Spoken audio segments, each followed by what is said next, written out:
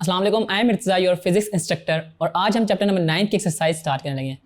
So let's start with the first question जो कि है MCQs based. In solid heat is transferred by radiation, conduction, convection and absorption. देखिए, हमने अपने chapter में जब हम लोग modes of transfer of heat पढ़े थे तो हमने उसमें देखा कि जो सॉलिड्स हैं इनमें जो हीट ट्रांसफर होती है वो थ्रू कंडक्शन होती है। क्यों? क्योंकि सॉलिड के जो मॉलिक्यूल्स होते हैं वो एक दूसरे से क्लोजली पैक जुड़े होते हैं। जब वो चीज़ें एक दूसरे से क्लोजली पैक जुड़ी होती है तो हमारे पास एक ही फिनोमेना उसके अंदर हो सकता है, that is conduction. So the right option is B, that is conduction. What happens to the thermal conductivity of a wall if its thickness is doubled? Becomes double, remains the same, becomes half या becomes 1/4? इस question में वो पूछ रहा है कि thermal conductivity पे क्या फर्क पड़ेगा कि अगर हम उसकी थिकनेस को डबल कर दें। थर्मल कंडक्टिविटी में मेरे पास rate of flow of heat याद है आपको कि के की वैल्यू हमने जिस तरह फाइंड की थी वो हमारे पास थर्मल कंडक्टिविटी था कि अगर उसकी थिकनेस को डबल करेंगे तो इट मीन उसका एरिया डबल हो जाएगा और एरिया उसके डायरेक्ट रिलेशन था। तो अगर हमने उसकी थिकनेस को डबल किया तो थर्मल कंडक्टिविटी भी क्या हो जाएगी, becomes double. So the right option is A. Metals are good conductor of heat due to the free electrons, big size of their molecules, small size of their molecules, rapid vibration of their atoms. Metals हमारे पास good conductor of heat हैं just because क्योंकि इसके अंदर हमारे पास free electrons और molecules हैं। ठीक है, so the right option is A.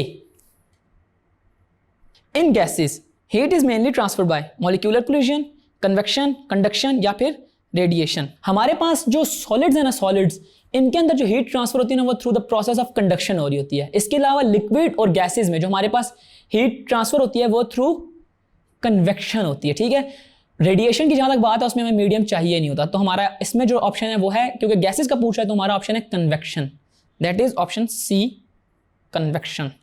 Convection of a heat is the process of heat transfer due to random motion of a molecules, downward movement of a molecules, upward movement of a molecule या free movement of a molecule। हम लोगों ने जिस तरह conduction में पढ़ा कि हमारे पास फ्री इलेक्ट्रॉन्स की मूवमेंट की वजह से हीट ट्रांसफर होती है, तो मैंने कन्वेक्शन में आपको बताया था कि actual movement of the molecules यानी कि free movement of the molecule, क्योंकि लिक्विड में भी जो और गैसेज में भी जो मॉलिक्यूल्स होते हैं वो एक दूसरे से काफी फार अपार्ट होते हैं, यानी कि वो किसी फिक्स डायरेक्शन में मूव नहीं कर रहे होते, वो एक्चुअली रैंडम मूव कर रहे होते हैं। So our right option is free movement of a molecule, that is D.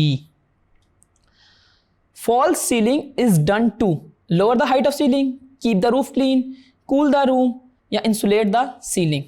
False sealing वैसे डेकोरेशन पर्पसेस के लिए यूज होती है और इसका पर्पस ये होता है कि हम जो रूम के अंदर डिफरेंट किस्म की हीट वगैरह छत से आ रही होती है उसको हम स्टॉप कर सके, यानी कि हम इंसुलेशन पर्पसेस के लिए इसको यूज कर रहे होते हैं। So right option is D, that is insulation of the ceiling. Rooms are heated using gas heaters by conduction only, convection and radiation, radiation only या फिर convection only।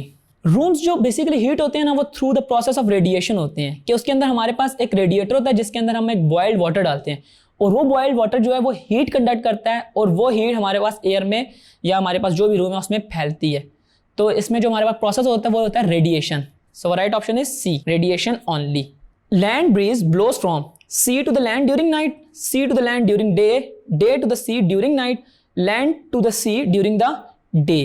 हमारे पास इस क्वेश्चन में पूछ रहा है कि जो लैंड ब्रीज है उसका क्या बिहेवियर है। लैंड ब्रीज का बिहेवियर ये है कि ड्यूरिंग द नाइट हमारे पास जो लैंड का टेम्परेचर होता है वो कम होता है as compare to the surface of sea. तो इट मीन्स हमारे पास जो हवा है जो लैंड से फ्लो करेगी to the sea at night। So the right option is C, land to the sea during night। Which of the following is a good conductor of heat? A shining silver surface, a dull black surface, a white surface, a green colored surface। हम जब radiation का topic पढ़ रहे थे तो हमने उसके अंदर देखा था कि गुड एमिटर कौन सा है, बैड एमिटर कौन सा है, बेस्ट एमिटर कौन सा है। हमने उनकी सर्फेसिस देखी थी कि डल में क्या होगा, कलर्ड में क्या होगा, व्हाइट सर्फेस में क्या होगा। ठीक है, तो हमने देखा था कि जो हमारे पास गुड रेडिएटर यानी कि गुड एमिटर जो है वो हमारे पास होता है कलर्ड सरफेस।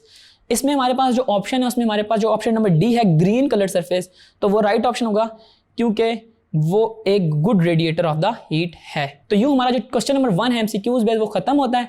आए चलते हैं अपने नेक्स्ट शॉर्ट क्वेश्चंस की तरफ।